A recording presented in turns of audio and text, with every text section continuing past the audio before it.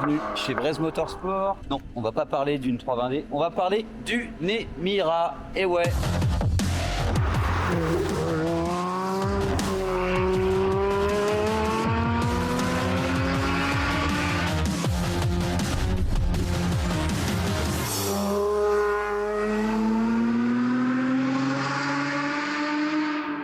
Ça fait quand même une exclue assez sympa. On avait fait une Lotus 420S, si je dis pas de bêtises. Et là, bah, c'est la Lotus. Alors, la dernière des Lotus, c'était la 420S. Celle-ci, c'est un peu la nouvelle génération. C'est le même esprit, mais on voit bien que le design, voilà, on cherche un petit peu le côté supercar dans ce. Ça ressemble un petit peu à une Ferrari, un petit peu à une McLaren. D'ailleurs, je vous attends dans vos commentaires. À quoi vous fait penser cette voiture?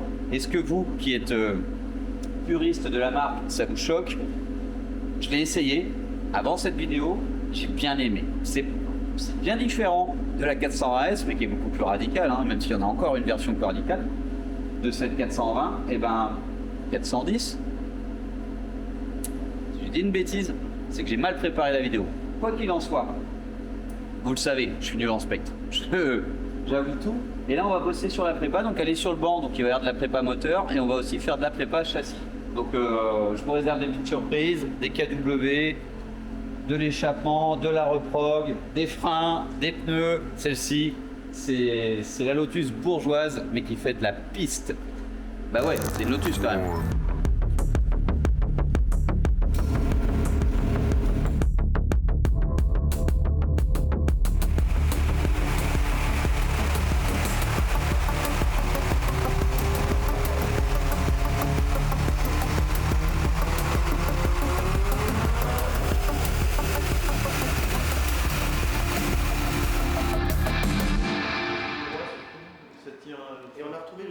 Les discussions de mécano et de propriétaire. Alors maintenant, on sait qu'une Lotus, elle perd ses caches en roulant et que ça finit à fond sur le pot d'échappement. Et que la batterie fait 100 kg. La batterie, 100 kg, t'as dit. Bah, c'est n'importe quoi. Enfin, t'as des batteries lithium. C'est pas dans l'esprit de la voiture. Par contre, ça ressemble vachement. Alors, j'ai commencé la vidéo en disant comparaison avec la 420R S, qui est en fait la 410S chez Lotus. En exige. Ouais. Donc, en exige, tu as 410, 420, 430. Ouais. Ah, t'as 420 aussi. Mais c'est exactement la même chose. Avec une petite config de. Oui. Et celle qu'on a essayée avec celle de Yannick, notre client, c'est une 410S, je crois. Tant que tu as les échappements d'origine, c'est un sketch. On va voir. C'est un truc carré avec un précata. Enfin, c'est anticonceptionnel le truc. Par contre, c'est le même moteur. Ah non, mais qui a évolué. Alors non, la 410S, c'est le même moteur, c'est déjà une évolution. Il y a juste la seule version qu'il y a eu avant, il y a eu des exiges avec le compresseur, mais non sans échangeur. RO. Hein. Il y a eu d'abord un échangeur, il y a eu un compresseur sans échangeur. Tout court. Et du coup, tu avais des tempêtes d'admis qui étaient trop hautes. Dégueulasse. Et d'ailleurs, on voit bien que là, on a 390 chevaux au bout de 3-4 tirs, ce qui est bien pour un pseudo-atmo, quoi. C'est pas comme une caisse turbo qui subit vachement les tempêtes, mais là encore moins, du coup ça se maîtrise bien. KW en place, reprog et ligne, boîte à air, poulie de compresseur, enfin deux compresseurs. On va voir, mais en tout cas on change la vitesse de rotation du compresseur. Je suis pas sûr. Ouais. Là, on va le voir. Je suis pas sûr. C'est bien, on a des clients cobayes. On fait du prototypage chez Braise Motorsport. Mais bon, a priori, on sait où on va quand même, parce que Jubu Performance, qui sont en Allemagne, ont une grosse expérience de la marque. Donc Jubu, c'est en Autriche. En Autriche. Et Jubu, sur ce moteur-là, a fait pour... Il y a un pilote de F1, je crois que c'est Button, qui a créé une voiture qui ressemble justement à une ancienne Lotus Europa. Ils ont créé une voiture spéciale. Et donc sur ce moteur-là, ils vont à plus de 600 chevaux. C'est celle qui est sur la devanture du site quand tu m'avais fait découvrir la marque. Possible. Un truc avec plein d'aéros. Et... Ouais. Et donc du coup... Une GT2 RS Lotus. Non, légère. Après, in fine, tu as un V6 3.5. Une Nissan GTR, c'est un V6 3.5. Donc c'est pas un si petit moteur. Hein. Non. C'est pour ça que ça correspond bien à cette version de Lotus qui est plus cossue, plus... Finalement, gros moteur, grosse voiture. Ce qui est le plus surprenant, c'est qu'en fait, c'est l'espace entre le moteur et l'habitacle. Oui. Et en fait, la répartition de masse est plus proche d'une 911 que d'une Boxster. quand bien même tu es en position Centrale, ouais. mais in fine, le moteur n'est pas basculé en avant. Et donc, du coup, tu n'es pas à 50-50, tu es vraiment sur du bon 70 derrière, quoi. Donc c'est la Porsche de chez les Anglais.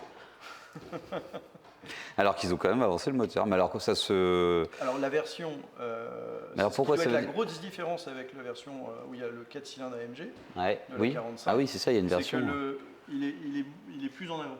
Ok. Le moteur forcément est plus léger, mais comme c'est la boîte double embrayage 8 rapports machin, elle est DKG, beaucoup plus enfin lourde, DTC, et au enfin final, DTC, le delta double de poids embrayage. est quasiment. Mais par contre, qu'est-ce qui fait qu'avec un moteur si central, aussi lourd soit-il, on se retrouve avec un ratio de 911? C'est peut-être aussi parce que la voiture est très légère devant. Parce que là, on a une conception de voiture alu, composite, alors qu'un Boxster, c'est une caisse en tôle. Est-ce que ça change sur le ratio? Parce que là, ça doit être très léger de l'avant. Je pense que c'est vraiment le basculement du moteur. Parce que tu as vraiment beaucoup de place là. Ah ouais, le fait qu'il soit un petit peu... Ah, c'est un V6. C'est Oui. vrai qu'on n'installe pas un V6 comme on installe autre chose. Alors, est-ce qu'on va être obligé de beaucoup la dégarnir pour pouvoir atteindre... Parce que ça, c'est intéressant. C'est la magie des moteurs transversaux, c'est la merde absolue en accessibilité. Je ne conçois même pas qu'on puisse mettre des moteurs transversaux. Alors, je ne comprends pas la logique. Déjà, Dans l'autre sens, c'est tellement plus rationnel. on le voit bien quand on fait une boîte, il faut demander à un mécano s'il veut faire une boîte sur une BM ou sur une dès que t'es 200 en quelque chose. transversal, c'est insupportable. Bah oui.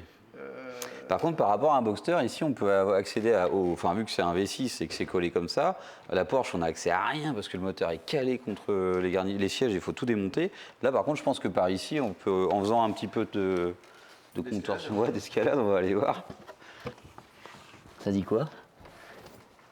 Bah, ça dit qu'il y a vraiment de la place. On a des tubulures, mais à mon avis, c'est du circuit de refroidissement ou de la clim. Là, ici, on a le côté boîte à air. Parce que ça, c'est hyper intéressant. Les Porsche, tu as deux prises d'air de chaque côté, je suppose, pour des questions esthétiques ou pas. Bah là, c'est juste de la ventilation de périphérique. Oui, exactement.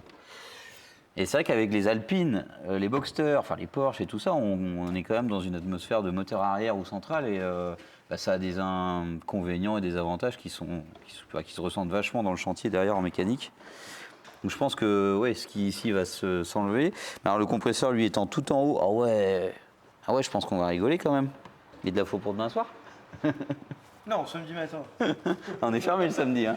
Oui, mais c'est nouveau, mais. La nuit de vendredi à samedi. Moi, je peux. Ah ouais, mais ça, c'est en compétition. On en a fait. On en a fait. Mais ouais, le compresseur étant là, donc on peut le situer sous l'aile en fait. Donc ça veut dire que soit par en dessous, on arrive à mettre nos mains jusqu'en haut pour aller changer.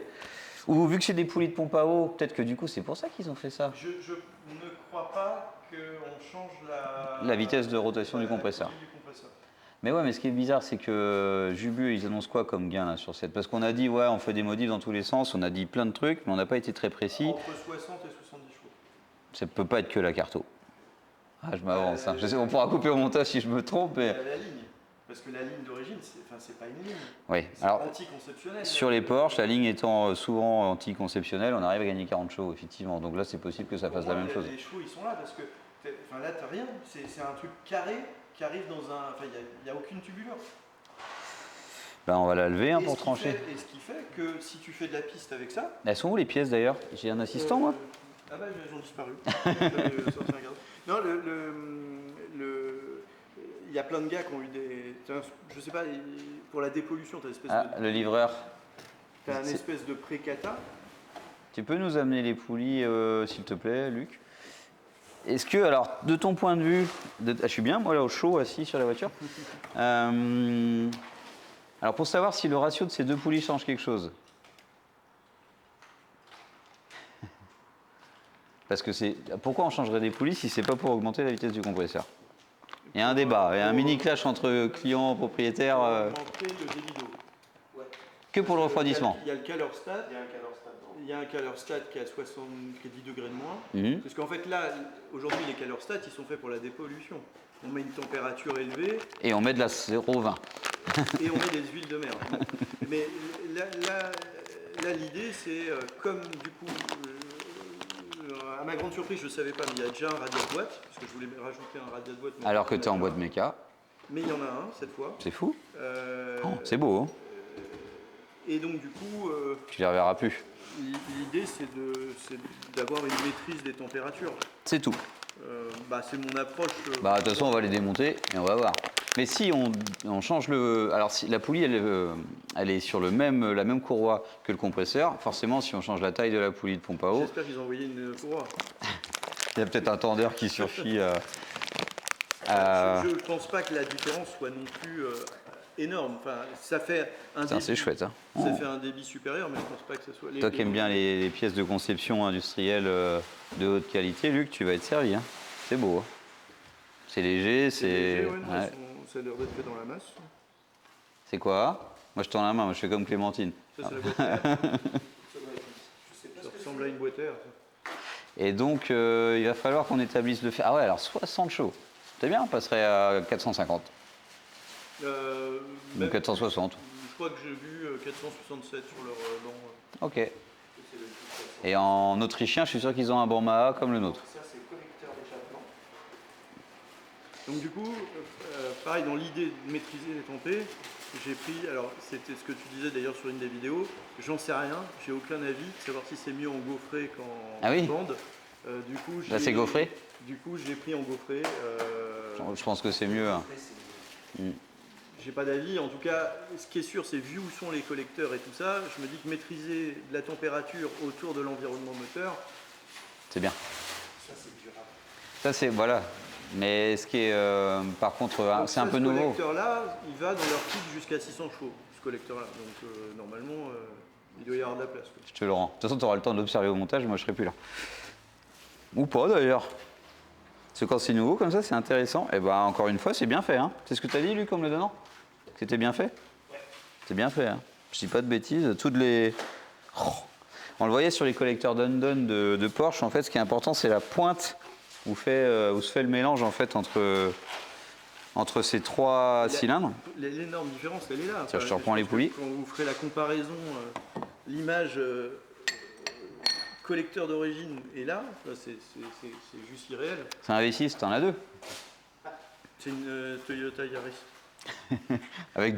C'est un moteur Toyota. C'est deux moteurs de Yaris. C'est deux moteurs de Yaris. Ce qui n'est pas le cas, mais ça pourrait être rigolo. Ils auraient pu couper ce moteur pour en faire un autre. In fine, chez Mercedes, les cylindres des 2 litres et des 4 litres, c'est les mêmes cylindres. Hein.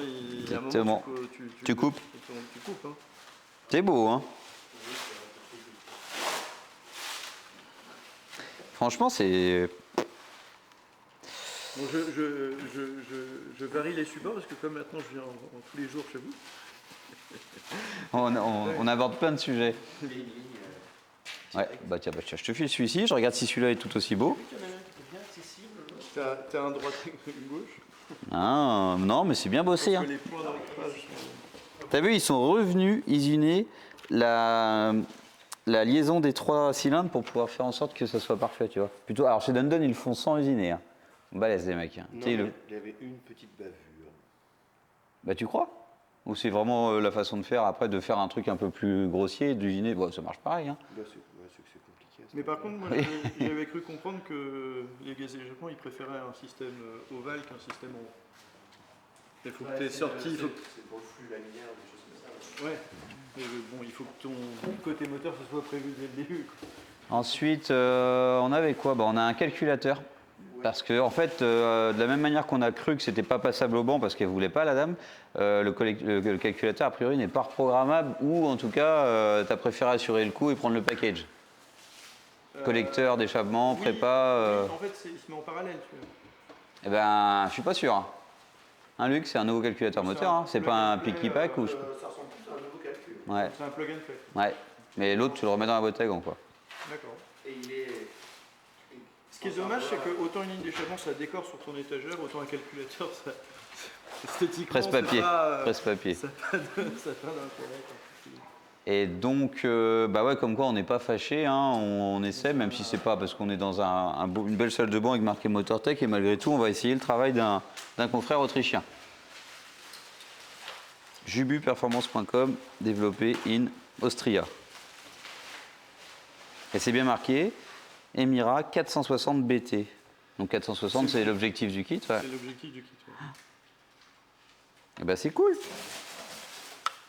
Et oui, je pense que là, on a les 3 prises En d'origine. fait, les kits au-delà de ça, ça veut dire qu'on ouvre le moteur. Ouais, ça, moi, je suis jamais pour. Moi, non. Les autres, ils forgent, oui. Et donc, Après, on... tu passes dans autre chose. On prend le faisceau d'origine, on vient mettre le faisceau d'origine sur le calculateur, enfin sur ce calculateur qui doit, sur ces 3 prises, être similaire à celui qui est sur la voiture. Et là, on vient en discuter avec la voiture si on a envie.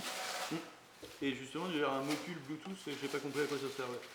Bon, on va pas chercher à comprendre, on va faire confiance, VT 460 VT. Ah, Bluetooth, ouais, c'est ça. on va faire confiance à ceux qui ont Non, développé c'est le truc. parce que, si, en fait, c'est faux. Du coup, tu peux via ton téléphone jouer sur ton traction control. Tu dois pouvoir moduler le. Et non pas les perfs.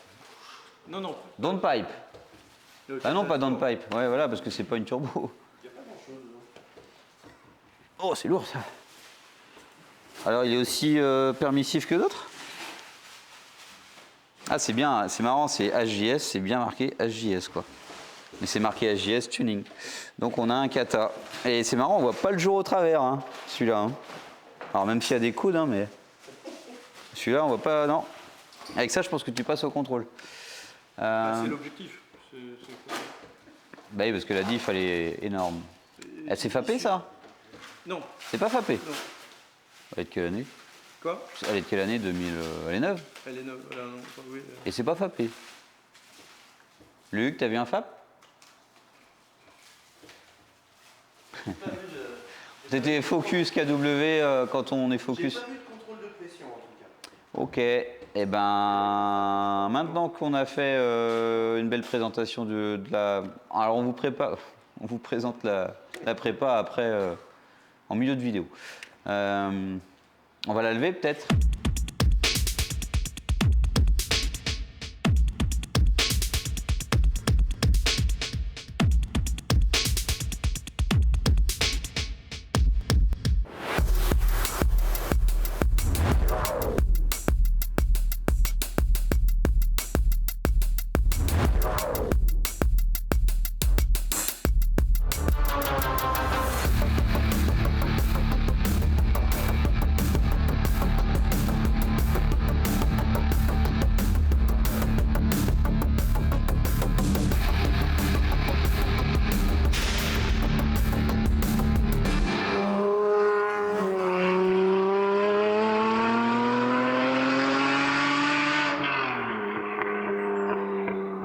Lotus, on continue et vous voyez j'ai le sourire parce que je pourrais faire vraiment l'acteur, monter dans la voiture et vous dire à la toute fin qu'elle est géniale. Non, je l'ai essayé sur un malentendu puisqu'on l'a rendu au client, il avait un track day entre les deux et j'ai juste fait une petite balade et là maintenant c'est juste une tuerie sonore et c'est une tuerie à conduire parce que les KW ils ont métamorphosé l'auto. Ça n'a plus rien à voir. On avait, d'ailleurs ils sont où les amortisseurs d'origine? Bonne question, dans la voiture des clients. Oh, ils sont repartis? Ouais. Ah bah vous les verrez pas. Mais alors c'était des jambes de force standard, on va dire. C'était du Bilstein avec des ressorts et bacs? C'était Bilstein et back. Ouais, donc un genre de...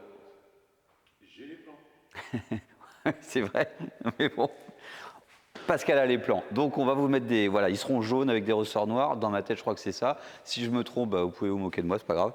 Et voilà, donc en fait, d'ailleurs, toute personne qui a un jour modifié sa voiture a évidemment pensé à monter un kit B6 avec des ressorts airbag, ce genre de choses.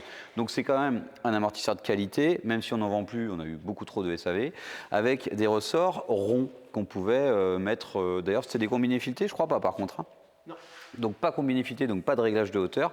Ça, on l'a maintenant, mais on pouvait changer le ressort pour mettre un tarage plus adapté, peut-être. Bon, là, on a mis les moyens. On a mis un super kit KW, je crois que c'est 6 000 €. On mettra ça dans la description, mais ça les vaut. Ça les vaut. La voiture est confortable. On peut rouler taquet, motricité de folie, et je crois que ce genre de voiture, elle mérite ce genre d'amortisseur. On en reparlera à l'essai. On n'a fait aucun réglage de clic, hein, on a juste fait une géo. Donc il y a de la compression lente, la compression rapide, il y a tout un tas de choses. Mais dans la feuille de setup KW, tu as acheté un œil à cette feuille de setup, Luc, ou tu t'es dit on vérifie les clics et c'est bon? C'est track ou street? C'est track là, c'est réglé track là. Alors pour une version track, ça fait vachement bien le boulot dans la street. Et sinon ça, voilà, parenthèse KW terminée, mais franchement, on va sûrement y revenir parce que c'est vraiment cool. Ça, c'est l'échappement d'origine qu'on a conservé avec la valve. Par contre, ici, le catasport et les collecteurs. Les perfs, on ne l'a pas repassé au banc parce qu'il faut attaquer la partie carto. Donc, c'est maintenant là qu'on est en train de bosser. Alors, la partie carto, c'est juste plugger un ECU, un nouvel ECU.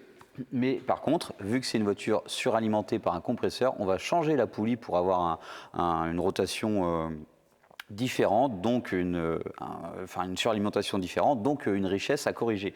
Donc là, on est vraiment sur... elle arrache, elle marche beaucoup mieux. On ne l'a pas passé au banc, on va attendre la fin. C'est annoncé 460 chevaux. Mais je parlais du son, c'est juste la folie furieuse. Et en plus, c'est beau. Ce sera la touche finale, le CU dont on a parlé. Alors pourquoi, j'ai déjà dû aborder ça, c'est parce qu'on ne peut pas forcément les reprogrammer, c'est Lotus trop récente. Et donc le kit est vendu par Jubu Motorsport, c'est des Autrichiens. Et donc on a voulu prendre le package complet et c'était la volonté du client. Et comme ça, on ne sera pas embêté. Et si on est embêté, ce ne sera pas notre faute. La poulie, celle-ci c'est la pompe à eau, Luc, la plus grande. Oui. Et le compresseur c'est la petite. Donc ça va avec... non, ça va avec ça. C'est ce qui va permettre de régler la richesse, la carto, la reprogrammation moteur. Et ça, c'est ce qui va faire tourner plus vite le compresseur. Et ici, c'est une poulie de pompe à eau. Pareil, on va changer le ratio pour que ça brasse plus d'eau et que ça refroidisse plus vite. On ajoute aussi un petit thermostat qui va se déclencher, s'ouvrir plus tôt. Voilà, donc utilisation track day. On sait que le propriétaire de cette voiture est vraiment axé track day. Il a possédé d'autres Lotus bien plus préparées, bien plus anciennes. Et donc voilà, c'est quelqu'un qui va pouvoir exploser les chronos, oui, et exploiter cette Lotus. J'ai hâte de vous la faire entendre. C'est magique pour un moteur Toyota. Ah bah oui, à la fin, passage au banc obligatoire. Là, on veut voir s'il y a 460 chevaux et on veut vous exploser les tympans. Est-ce que ça fait trop de dB? Sujet tabou. Ils vont savoir que c'est chiant, c'est chiant à faire. Bah non, justement, on va mettre les chances de notre côté. Ne le faites pas chez vous. Non, là, c'est pas du tout c'est pas pour rigoler, hein, parce qu'en fait, on s'est demandé si la partie surale et tout, c'est gérable, hein, même si vous voyez bien que la voiture est quand même bien dépouillée. Mais par contre, la partie refroidissement liquide, la partie pompe à eau et thermostat, on a demandé comment on accède à tout ce chantier à Jubu Performance. Et ils ont dit, si le moteur n'est plus dans la voiture, c'est beaucoup plus facile. Dans le texte, ils avaient dit des choses bien moins polies. C'est la merde.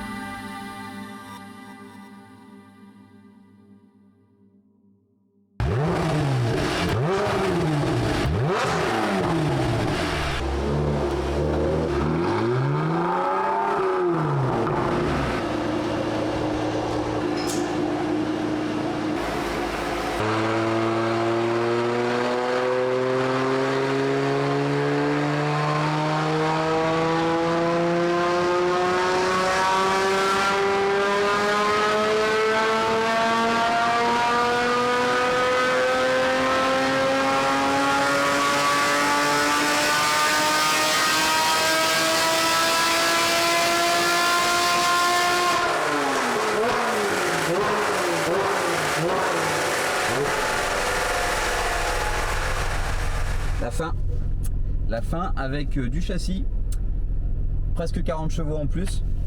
On devrait en avoir bien plus, hein, parce que c'est un kit 460, donc normalement on devrait avoir 460 chevaux. On en discute, on est par mail avec Jubu Performance. Ils disent que notre banc est quand même vachement sévère et qu'on a beaucoup de pertes entre les roues et le moteur. C'est 80 chevaux de perdus, effectivement, c'est énorme. Donc ceci explique peut-être cela. Mais en tout cas, je ne l'ai pas encore essayé prépa, seulement mon mécano. Et je vous l'ai dit, je crois à un moment dans la vidéo, je l'ai essayé par contre avec les amortisseurs et la ligne. Et je sais que c'est ouf. Donc on va essayer ça. Ce spot ici, celui qu'on a aujourd'hui, est un peu répétitif, mais même si vous ne croyez pas, la route est barrée pour travaux, on peut y accéder pour les riverains, mais on est vraiment dans un de nos spots préférés de manière tranquille parce que ça passe, ça circule presque pas. Donc on va pouvoir faire chanter cette voiture parce que oui, elle chante, oui, elle prend 1000 tours de plus, je crois, et c'est juste la folie. Et bah, vous l'avez vu sur le banc, sauf que là, bah, on va le faire, mais sur la route, et sur la route c'est différent, c'est là vraiment que ça... Sur le banc ça braille, là ça chante. Allez, on attend que le drone décolle. Et puis abonnez-vous. Abonnez-vous, on a passé les 20 000 abonnés. On a une vidéo d'Alpine là qui marche super bien. Donc on est content de faire des vidéos à 40, 50 000 vues. Et voilà, c'est vraiment merci à vous avec tous ces supports, Lotus Emira, Ferrari, McLaren, on a fait tellement de choses. J'en crois même pas. En une dizaine d'années, jamais j'aurais pu penser qu'on en serait là. J'en perds mes mots.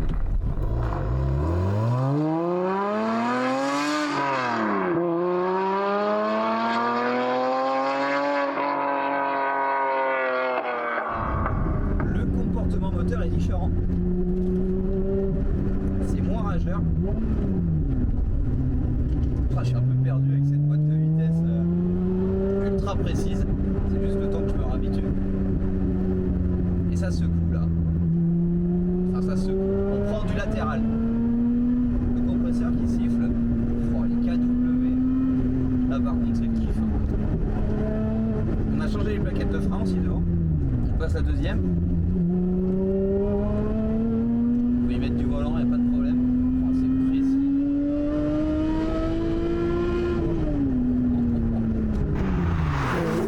Cup 2 tout neuf.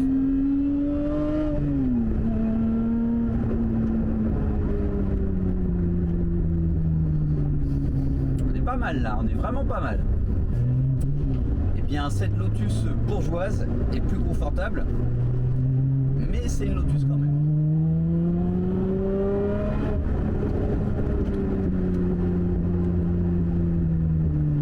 Alors je suis pas spécialiste Lotus, hein. Dire que l'esprit a changé, certainement. Est-ce que c'est devenu nul? Certainement pas. C'est pas nul du tout.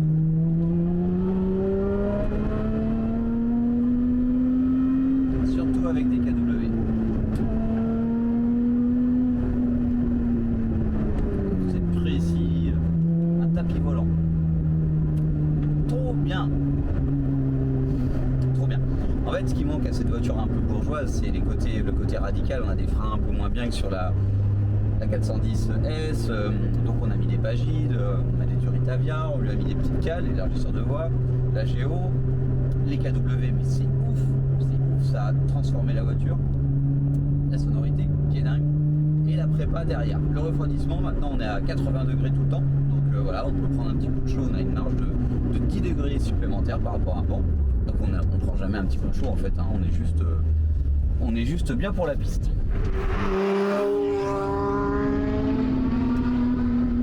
La poulie est plus grande du compresseur, la prépa fait en fait diminuer un petit peu le boost. Étonnant. Voilà, deuxième. Là c'est perturbant le moteur derrière dans la vitre. 7000 tours. En fait la voiture est beaucoup plus lisse, moins rageuse.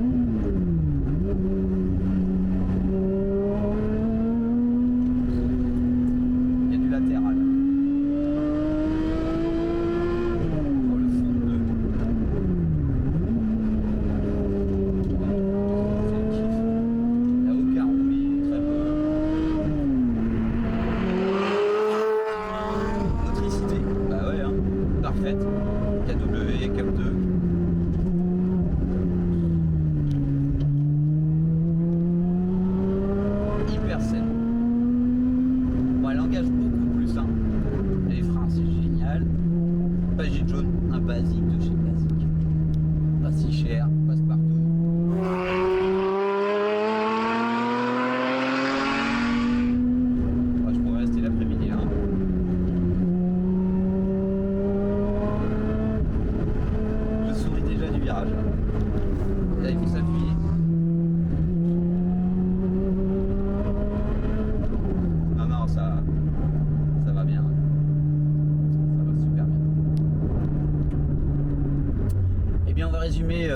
très simplement les choses, hein. L'amortissement de la voiture, c'est vraiment la base. Elle est très confortable, elle est tape-cul, elle est rigide, hein, c'est ce qu'on cherche, hein, mais franchement, je vous conseille à tous d'avoir l'occasion d'essayer une voiture avant et après ou pas. C'est vraiment sympathique, hein, de voir ce que peut apporter une modif. C'est pour ça qu'on le fait.